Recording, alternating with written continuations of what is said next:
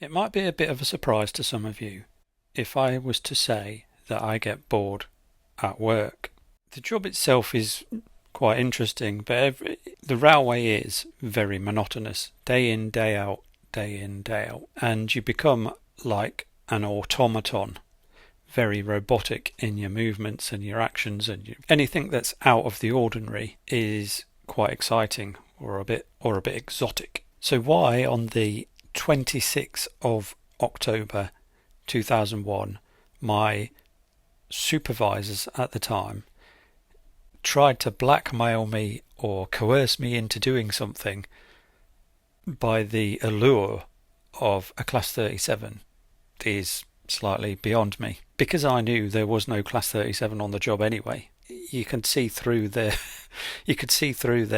sort of vague attempts to blackmail you into doing something that otherwise you wouldn't normally. What they didn't realise was I would have done it anyway. I did do it anyway, not on the basis that it was a Class 37, but on the basis that it wasn't my rostered job. And also, at the time, I'd never been to Dereham on the Mid-Norfolk Railway.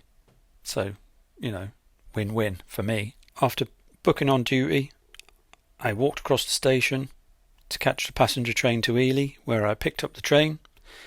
I drove it to Wymondham, where I met a shunter, who then reversed me onto the Mid-Norfolk connecting line, the old line to Dereham. Once we'd secured the train, the resident Class 31 attached itself to what was my rear, then became the front, and then towed us all the way to Dereham.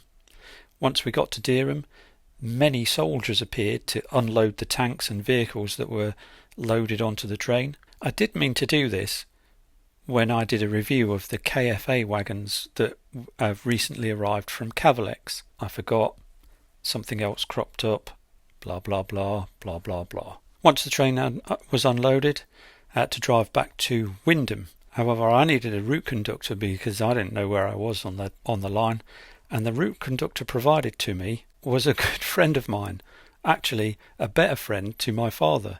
His name was David Pole, who will get a mention in an upcoming video. We drove back to Wymondham, run round with the engine, brake test done, and then it was back to Ely, where I left the train. Somebody else took it to wherever it was going, I can't remember. I would pass home, ready for the next day, which was my booked work, which coincidentally was back to Norwich on the Sugarstone. I've had quite an association with military trains in my freight era career, but this, to date, remains the last military train that I worked. I've quite enjoyed this. It's been quite a quick little tale from the rails, and I'll try and do some more when I get the chance. Anyway, thanks for watching. I'll see you next time.